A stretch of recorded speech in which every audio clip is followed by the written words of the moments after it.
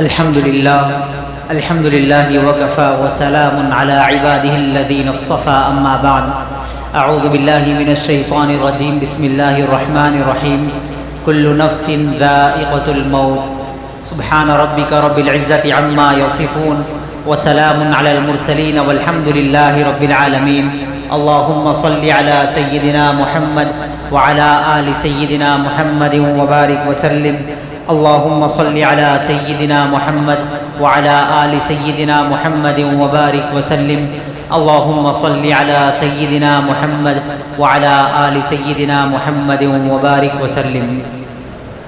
آج رمضان المبارک کی 7 تاریخ ہے 1442 ہجری 20 اپریل 2021۔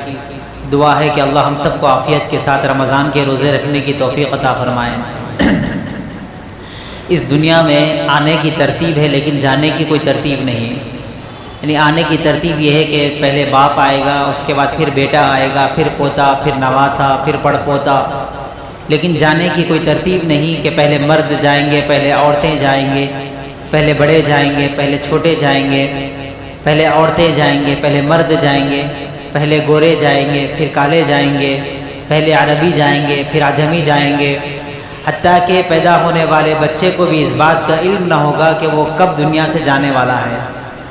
اس دنیا میں ہر بندہ یہ فکر کرتا ہے کہ میں اچھی زندگی گزاروں، میرے بعد میرے بچے اچھی زندگی گزاریں، اور یہ چاہتا ہے کہ میرے مرنے کے بعد میرے بچوں کا کیا ہوگا۔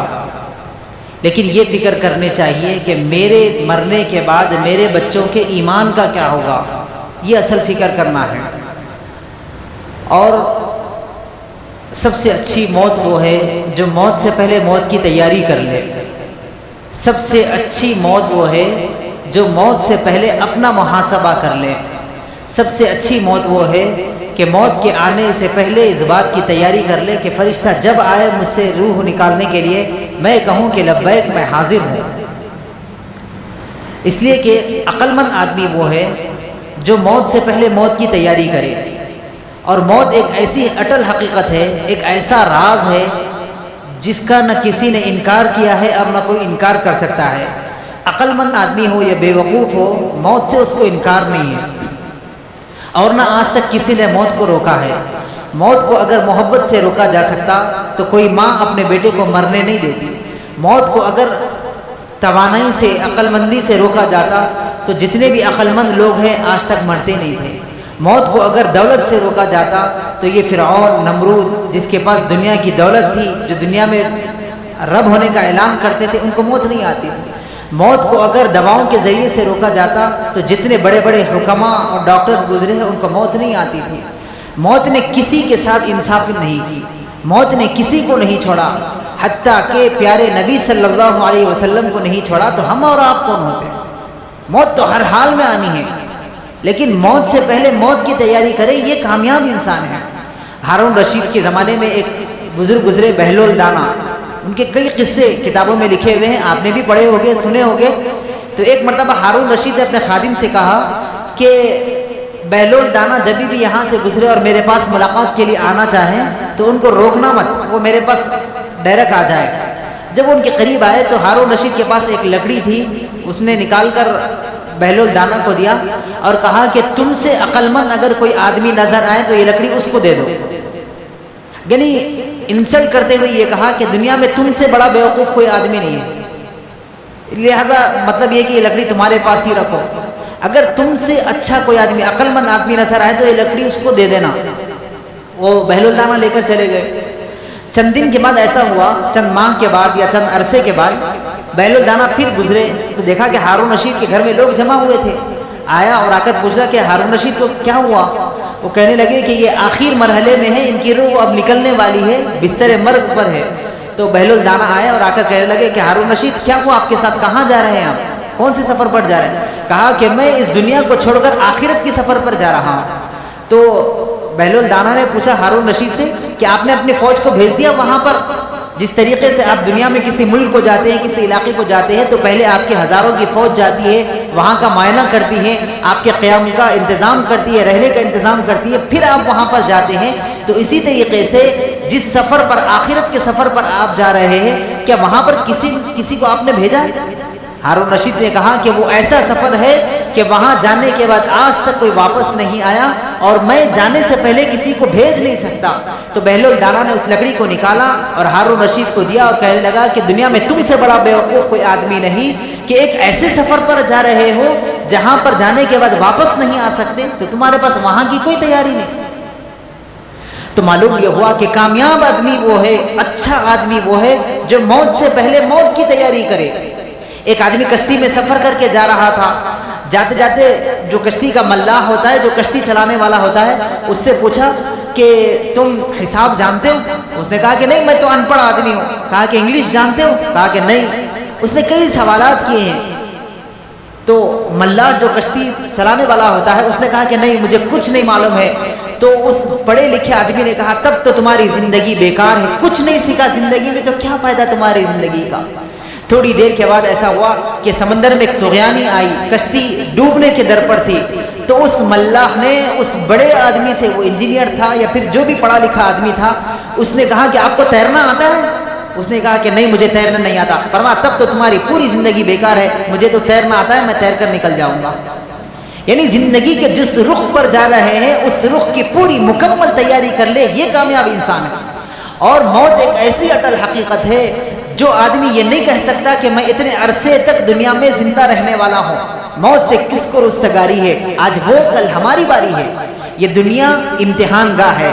جیسے بس سٹاپ پر کوئی آدمی ٹھہرے, کوئی بس آ جائے, بس میں اگر پیسنجر بھرے ہوئے ہوں, کوئی آٹو بھرا ہوا ہو, تو آدمی اپنی منزل پر جانے کے لیے یہ سوچتا ہے کہ یہ تو بس بھری ہوئی ہے, یہ بس گزر جائے, دوسری بس آئے گی تو میں اس میں بیٹھ کر آرام سے جاؤں گا. بس کو بھری دیکھ کر وہ واپس گھر نہیں آتا, وہ اپنی منزل کو مد نظر رکھتے ہوئے اس بس سٹاپ پر ٹھہر کر انتظار کرتا ہے کہ دوسری بس آئے گی اور مجھے لے کر جائے گی. اسی طریقے سے یہ دنیا میں بھی اگر کوئی آدمی دنیا چھوڑ کر جا رہا ہے تو اس کا تو کام بن گیا, وہ تو چلا گیا. مسئلہ تو ہمارا ہے کہ ہمارے ساتھ کیا ہوگا. جب ہم مر جائیں گے تو ہمارے ساتھ کیا ہوگا؟ کتنے لوگ ہمارے ساتھ جنازے کی نماز پڑھنے کے لیے شرکت کریں گے؟ آج ایسی موت آ رہی ہے کہ باپ کے جنازے کو دیکھنے کے لیے بیٹا تڑپ رہا ہے, لیکن اس کی نگاہ نے باپ کی آنکھ کو نہیں دیکھ سکا. کئی رشتہ دار ایسے, ابھی مجھے ظہر کی نماز کے بعد ایک صاحب کہنے لگے کہ ہمارے انکل کا انتقال ہوگا, ہم لوگ تڑپ گئے ان کی لاش کو دیکھنے کے لیے, لیکن گاندھی اسپتال میں ہمارے رشتہ دار کی لاش کو تک نہیں دی. تو موت ایسی نہ ہے کہ لوگ ہم کو دیکھنا چاہے لیکن ہم کسی کو اپنا جسم نہ بتا سکے. موت ایسی آئے, لوگ انتظار کریں. جب ہم دنیا میں آئے تھے ہم روتے ہوئے آئے تھے. جب دنیا میں آئے تھے, جب بچہ پیدا ہوتا ہے تو روتا ہے, لیکن پورے گھر کے افراد خوش ہوتے ہیں کہ آج ہمارے گھر میں بچے نے جنم لیا ہے, آج ہمارے گھر میں مہمان آیا ہے. جب ہم روتے ہوئے آئے تھے سارا محلہ, سارا گھر خوش تھا. جب ہم دنیا سے جائیں گے سارا گھرانہ روتا رہے گا, لیکن ہم خوش ہو کر جائیں گے کہ ہم رب سے ملاقات کے لیے جا رہے ہیں. ہم کس کی ملاقات کے؟ رب کی ملاقات کے لیے جا رہے ہیں. بندے کی خواہش تو یہ ہے کہ رب ہم سے ملاقات کرے. موجودہ زمانے میں یہ جو وائرس چل رہا ہے اس سے کوئی انکار نہیں. میں یہ نہیں کہتا کہ یہ مرض نہیں, یہ وبا نہیں. میں یہ نہیں کہتا کہ اس سے ڈرے بھی نہ, اور میں یہ بھی نہیں کہتا کہ اتنا ڈرے آدمی کہ اس وبا کے اثر کرنے سے پہلے آدمی اپنی موت کے گھاٹ اتر جائے. ایسا بھی نہیں ہے. احتیاط کرے میرے دوستو, شان کی زندگی گزارے. شریعت میں یہ ہے کہ آدمی زندگی گزارے تو موت کی تیاری کرے. اس کے لیے کیا کرنی ہے, کیا کام کرنا ہے موت کے لیے؟ جب ہم موت کا تبصرہ سنتے ہیں, کسی کا انتقال ہو گئے تو دیکھتے ہیں تو ہمارے دل میں خوف پیدا ہو جاتا ہے. لیکن ہم نے سوچا کہ موت کی تیاری کیا کریں؟ کچھ نہیں کرنا ہے. اچھا کھائے, اچھا پیے, عیش کی زندگی گزارے. سچ کہتا ہوں دوستوں, اچھا کھائے, اچھا پیے, عیش کی زندگی گزارے. صرف اللہ کو راضی کرنے والے, نبی کی سنتوں پر عمل کرنے والے اور خدمت خلق کے ذریعے سے اپنے دین کو خوش رکھے, اپنے آپ کو خوش رکھے. ان 3 کاموں کے علاوہ زندگی میں کوئی اور دوسرا کام نہ کرے. خدمت خلق کرے, اتباع رسول کرے اور اللہ کی فرما برداری کرے. بس ان 3 کاموں کے علاوہ زندگی کا اور کوئی مقصد نہیں. لوگ ڈراتے جائیں گے, لوگ کہتے جائیں گے کہ یہ وبا اتنی خطرناک ہے کہ ایک آدمی سے دوسرے آدمی کو تبدیل ہوتی ہے. آپ دور رہے, سوشل ڈسٹینس کرے, ماسک کرے, سینیٹائزر یوز کرے, جتنی چاہے انتظامات کر لے. موت سے کسی کو, موت کی ایک ایسی اٹل حقیقت ہے کہ کوئی انکار بھی نہیں کر سکتا, اور اللہ نے اسباب بھی تو بنائے رکھے ہیں. کوئی آدمی اگر بیمار ہو جاتا ہے, نیک آدمی کی موت اس حال میں آئے کہ وہ بیماری کی حالت میں رہ کر موت اس کو واقع ہوئی ہے, تو اللہ کے نبی نے فرمایا اس کے مرنے سے پہلے اس کے گناہوں کو معاف کرتے ہیں بیماری کے ذریعے سے, پھر اس کو موت دیتے ہیں. موت تو ایک سبب ہے, موت تو ہر حال میں آنا ہے اور سبب کے ذریعے شریعت، چاہے کورونا سے آؤ، ایکسیڈنٹ سے آؤ، قرآن پڑھتے ہوئے آؤ، نماز کی حالت میں آؤ، یا پھر دوسری کسی اور بیماری میں آؤ، موت تو ہر حال میں آنی ہے، اس کا سبب بھی متعین ہے. پھر ڈر کس بات کا؟ کس لیے ہم لوگ ڈر رہے؟ کس وبا سے ڈر رہے؟ کس بہکاوے سے ڈر رہے؟ کن لوگوں کی باتوں پر ڈر رہے؟ اللہ کے نبی صلی اللہ علیہ وسلم نے فرمایا جب تم موت کی تیاری کر لو تو ڈرو کس بات سے نہیں، کسی چیز کا ڈر نہیں. آج ہم نے موت کی تیاری نہیں کی، جس کی وجہ سے اس کرفیو سے، لاک ڈاؤن سے، کورونا وائرس سے اور جس طریقے کے جتنے بھی حربے استعمال کیے اس سے ہم کو ڈر ہو رہا ہے. اگر ہم موت کی تیاری کیے ہوئے ہوتے، موت کا فرشتہ آتا تو کہے چلو ہم تو چلنے کے لیے تیار ہیں، اٹھ کر فوراً نکل جائے. ہم تو یہ بندے ہونے چاہیے تھے، لیکن ہم کہاں کھو گئے؟ کون سی دنیا میں ہم رہ رہے ہیں؟ ہم تو ایک چھوٹی چھوٹی نظر نہ آنے والے وائرس سے اتنا ڈر، جبکہ اللہ کا کوئی خوف ہمارے دلوں میں نہیں. میرے بھائیوں، حضرت سلیمان علیہ السلام کے پاس ایک آدمی بیٹھا ہوا تھا. ملک الموت آئے اور آ کر اس بندے کو دیکھنے لگے. بھائی ملک الموت کسی کو دیکھے اس بندے کی کیا حال ہوتی ہے؟ ملک الموت گھور کے دیکھنے لگے، وہ بندہ حیران، گھبرانے لگا، پریشان ہونے لگا. سلیمان علیہ السلام سے کہا کہ بھائی آپ تو ہواؤں پر قادر قدرت رکھتے ہیں، آپ مجھے ہندوستان بھیج دیں، میں وہاں چلے جاؤں گا، دوسرے ملک میں جاؤں گا تو میں بچ جاؤں گا، ملک الموت مجھے دیکھ رہے ہیں. حضرت سلیمان علیہ السلام نے ہوا کو حکم دیا کہ اس کو اٹھائیں اور ہندوستان میں لے جا کر پھینک دیں. ہوا نے اس کو اٹھایا اور ہندوستان میں لے جا کر پھینک دیا. تھوڑی دیر کے بعد پھر ملک الموت آئے. حضرت سلیمان علیہ السلام نے پوچھا بھائی اب کیوں آئے ہیں آپ؟ جس آدمی کو گھور کر دیکھ رہے تھے وہ تو ہندوستان چلا گیا، اب پھر کیوں آئے ہیں آپ؟ تو ان ملک الموت نے کہا کہ اس بندے کی موت اللہ نے ہندوستان میں لکھی رکھی ہے، وہ یہاں بیٹھ کر کیا کر رہا تھا؟ میں سوچ رہا تھا کہ اس کو ہندوستان کیسے بھیجوں. آپ کی کرامت تھی، آپ نے اس کو ہندوستان بھیج دیا، میں نے وہاں اس کی روح کو نکال دیا. یعنی موت کی جو جگہ، جو وقت، جو سبب متعین ہوتا ہے، ہمارے دل کا پکا یقین یہ ہو کہ اسی حال میں موت آنا ہے. یہ سلنڈر ختم ہو گئے، اتنے دن پہلے بک کرانی پڑتی ہیں، اتنے آکسیجن کا، یہ سب ساری چیزوں کو اپنے دل سے نکال دیں، ساری چیزوں کو نکال دیں. موت کی تیاری کریں. موت کی تیاری کے لیے 3 کام ہے. پہلا کام یہ کہ صبح میں اٹھے، اللہ سے عہد کرے اے اللہ آج کے دن کی روشنی میں میں کوئی گناہ ایسا نہیں کروں گا جس سے آپ اور رب راضی ہوں. یہ اللہ سے عہد کرے صبح میں اٹھنے کے بعد. دوسرا کام یہ ہے، حضرت امام غزالی نے فرمایا یہ 3 کام. دوسرا کام فرماتے ہیں کہ ہم تھوڑی دیر کے بعد بیٹھ کر سوچے کہ بھائی میں آج جو کام کرنا چاہ رہا ہوں وہ کام صحیح ہے میرے لیے یا پھر غلط ہے. جس کو مراقبہ کہتے ہیں، جس کو محاسبہ کہتے ہیں. ہم سوچ لے کہ میں ابھی 11 بج رہے، میں 12 بجے فلانی جگہ پر جاؤں تو کیا کروں، کیا بولوں، کون سی چیز کروں، کون سا کام میرے لیے اچھا ہے. تیسرا کام یہ ہے کہ رات میں بستر پر جانے سے پہلے اپنا محاسبہ کر لے، آج میں نے کتنے لوگوں سے ملاقات کی تھی، کتنا جھوٹ بولا، کتنا دھوکہ دیا، کتنا گناہ میں نے کیا. اگر ہمارے دل میں کوئی خیال ایسا آئے کہ آج میں نے یہ گناہ کیا ہے، فوراً اللہ سے توبہ کر کے پھر سو جائیں. اگر نہ کیا ہے شکر ادا کرے، اے اللہ آج میرے دن ایسا گزارا ہے کہ میں نے کسی کو کوئی تکلیف نہیں دی، میں نے شریعت کو نہیں توڑا، میں نے اللہ کے قانون کو نہیں توڑا، اس حال میں نے آج دن گزارا ہے، اب میں سو رہا ہوں. میرے بھائیوں یہ 3 کام کرنی ہے اور موت کو اپنے دل میں ایسے بٹھائیں، موت کا خوف دل میں ایسا رکھیں اور پھر تیاری بھی ایسا کریں کہ ہر حال میں مجھے جانا ہے، میں تیار ہوں. اس کے لیے علماء کرام نے فرمایا گھر جائیں، اپنی بیوی سے کہیں، بچوں سے کہیں، اپنے اہل و عیال سے کہیں، اپنے گھر کے تمام افراد سے، کاروباری آدمیوں سے، سب سے کہہ دیں، لکھ کر رکھ دے کہ میں مر جاؤں گا تو پھر یہ ساری چیزیں جس کو آخری وصیت کہتے ہیں، وصیت لکھ کر چھوڑے، میں مر جاؤں گا، کسی بھی حال میں مر سکتا ہوں.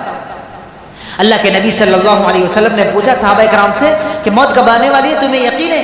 تو ایک صحابی نے فرمایا ہاں میں اتنا زندہ رہوں کہ فجر کی نماز پڑھ لوں، ظہر کی نماز تک مجھے موت نہیں آ سکتی. کسی نے کہا کہ اشراق تک، کسی نے کہا کچھ لمحوں کے لیے. اللہ کے نبی صلی اللہ علیہ وسلم نے فرمایا میں جب نماز پڑھتا ہوں تو ایک طرف سلام پھیرتا ہوں، مجھے یقین نہیں ہوتا کہ میں دوسری طرف بھی سلام پھیر پاؤں گا یا اس سے پہلے میری روح قبض ہو جائے گی. ایسی موت آنے والی ہے تو اس موت کی ہم تیاری کریں. گھر والوں کو سب سے کہہ دیں میرے مرنے پر کوئی غم نہ کرو، میں نے ساری چیزیں وقف کر دی ہیں، ساری چیزیں میں نے حسابات کتابات لکھ کر رکھ دیے ہیں، میں مر جاؤں گا تو خوشی کے حال میں مروں گا. میرے بھائیوں ہرگز نہ ڈرے، یہ وائرس سے ہرگز نہ ڈرے، بخدا کہہ رہا ہوں ہرگز نہ ڈرے. یہ کوئی وبا نہیں، اللہ کی مصلحت کے سامنے اس کی کوئی حیث نہیں، کوئی اوقات نہیں. اللہ اگر چاہتے تو بغیر کورونا وائرس کے لاکھوں لوگ دن میں مر رہے ہیں. آپ کو ایک حقیقت بتاؤں، ہر 7 سیکنڈ میں دنیا میں ایک آدمی مرتا ہے.